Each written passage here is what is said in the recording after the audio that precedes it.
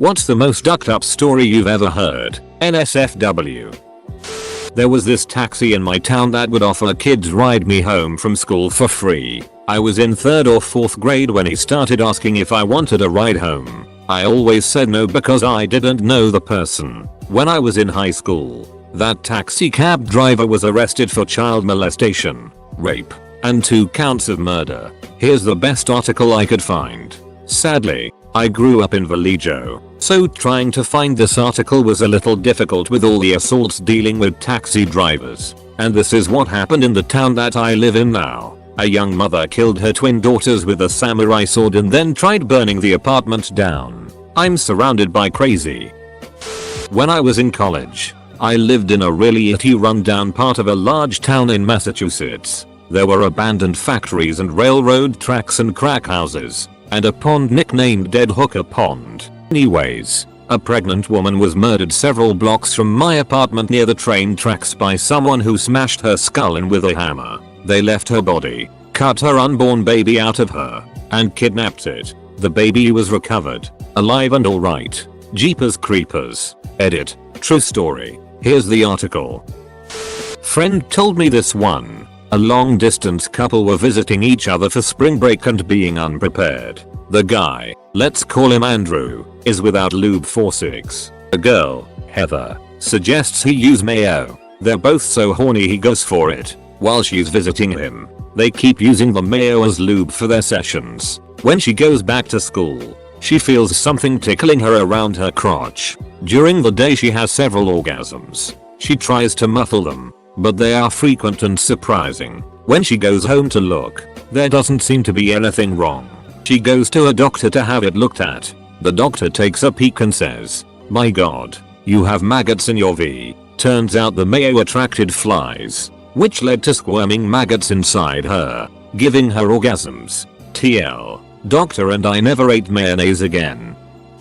I won't say my relation to the story, as I don't want my identity to be obvious. Basically, I know a 15-year-old girl who gave birth recently. It was found that the boy had Crabber's, a fatal disease. Thus, the baby died shortly after birth. As with many diseases, Crabber's is contained in a recessive gene. There must be 2 carriers to have a child with that disease. The girl's boyfriend isn't a carrier, though. A dad is. And that's not the worst part. The baby is a result of 11 years of rape. He had been raping his daughter since she was 4 years old. When this information became widely known, her aunt responded to the situation by saying, "That little whore should have kept her mouth shut instead of ruining the family's reputation." Okay, so a mother calls the fire department cause her son was in the bathroom taking a shower and he wasn't responding to anything after an hour or so. When they bust the door down they find the kid in fetal position in a pool of his own blood with a plunger sticking out his ass. Turns out the kid was ducking himself with the plunger and slipped. The plunger impaled through a good amount of organs, killing him instantly. Nothing to be said, just D. I heard about a guy in the dorms who was really into fitness. He would have those protein shakes and stuff. Apparently he then started having arsehole pain and didn't know why. Went to the doctor who informed him he had been unknowingly sodomized. Apparently his roommate would spike his protein shakes and abuse him when he was passed out. Edit. I have no idea about the origin and while it is ducked, I laugh every time I tell it. I knew a guy who went to college. He has a roommate who got his nipple pierced. One day the roommate is examining the piercing and sees a little white string coming out of the piercing. He starts to pull on it until it comes out a few inches. He decides the best thing to do is to cut it off with a pair of scissors. He ended up cutting a nerve and he passed out and it himself. I don't know if that's true, but it's a good one anyway. This happened to me. I was living in Kazis, Uganda, and after having spent the day at Queen Elizabeth National Park, my roommates and I found ourselves riding back at night. Our friend and guide at the wheel of his Land Rover. On our way we passed many dead animals in the road. Birds, goats, cob, roadkill everywhere. As we got near the town, we passed what looked like a person on the side of the road. After a few moments of panicked pleading, we managed to convince the driver to return. When we arrived we discovered that it was in fact a young boy, maybe 5 or 6 years old. He appeared to have been hit by a car and left there on the side of the road to die. Furthermore, he had soiled himself and curled up into a ball. We rolled down all windows, flashed out lights on him, yelled at him, and never got any response. Suddenly, one of my roommates opened his door to grab the boy, but as soon as he did, the driver took off and he was forced back into the car. We were chastised by the driver for attempting to exit the car at night as close as we were to the DRC. He said that the whole thing could have been a trap. We tried to figure out if there was emergency medical service or police service, but we were told that these things did not exist after dark. I have never felt so helpless and worthless in all my life. To see something like that and be completely unable to do anything to help. It was the worst moment of my life. My friend used to pick up bodies for a living. Coroner's office. Got a bunch of stories from him. Grossest was probably an extremely obese man who lived in a trailer out in the desert. His neighbor, that is, person who lived closest, noticed that they hadn't seen him in a while. BTW, it's worth noting this was during the summer. They knocked on the trailer door. No answer, but awful smell. Turns out he was indeed dead.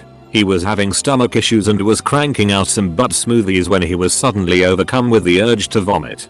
Did a 180 spin to hole in the toilet. Had a heart attack and died face down in his own puke, piss and it. On top of that, he wasn't done with the rear expulsion, so that found its way out onto the floor. Well, fast forward a good handful of scorching desert summer days and cool breezy nights in what was essentially a tin can. This guy's remains were a bit worse for wear. My buddy shows up to collect the body and, after dealing with the smell, pulls his shoulders to lean the body back and off comes our dead man's face. Turns out the repeated heating and cooling was less than ideal for skin preservation. I'm told it was quite a gross experience indeed. TLDR. Man dies face down in a vomit piss cocktail and friend inadvertently ripped his face off when trying to move him.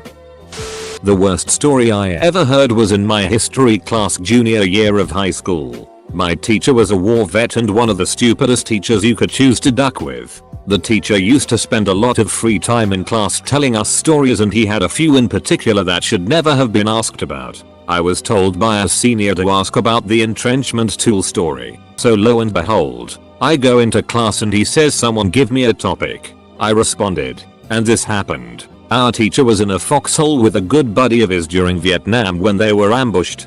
Two guys came up to the foxhole and shot his buddy in the head. Teacher man responded by shooting bad guy in the stomach. And realizing he was out of bullets, he grabbed an entrenchment tool, swung as hard as he could and ended up almost cutting the guy in half at the waist. There are a few missing details besides what was said, but almost everyone left the classroom in tears. For some reason, even though everyone is told how horrible the story it is, a kid in every class asks, TLDR teacher told us a war story about how he cut a dude in half with a shovel. When I was a missionary in NC, I was meeting with a Honduran man who was describing his illegal immigration into Mexico on his way to the US. He said he was somewhere in the jungle mountains of Chiapas being brutally pursued by the Mexican immigration. You wouldn't believe how terrible Mexico is to illegal immigrants. He had been running all night. And he said he just got in the zone. Hadn't slept in days and was running while asleep, as he described it. I wouldn't know of these things. I've never experienced such extremes. He said he tripped on something and fell face first onto something soft. As he landed on it, it let out what he described as a very strange moan. Like a person. This freaked him out.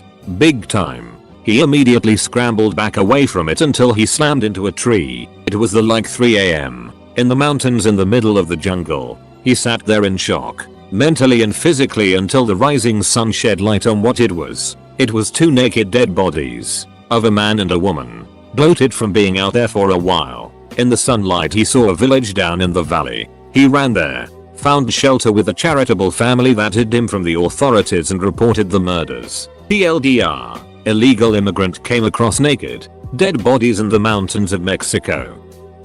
Get a run for a generic medical call with the visiting nurse on scene. We are met by the nurse outside, who is visibly disturbed. She explains that inside is a senile elderly woman who is covered in bed sores. She says once you get inside you will see why she has to go to the hospital. Once inside we realize she has maggots in the bed with her. We took off her shoes, which probably hadn't been done in weeks. The shoes were soggy, by the way. Her feet were infested with maggots.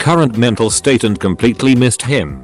I did however manage to hit a bush right next to our front porch, which promptly set the porch on fire. Needless to say, the fire department was called and our deck destroyed. My nickname was Dumbus for the better part of my sophomore year. Someone posted a link to this on Reddit last time this topic came up. This is really ducked up. A litter 6 doll.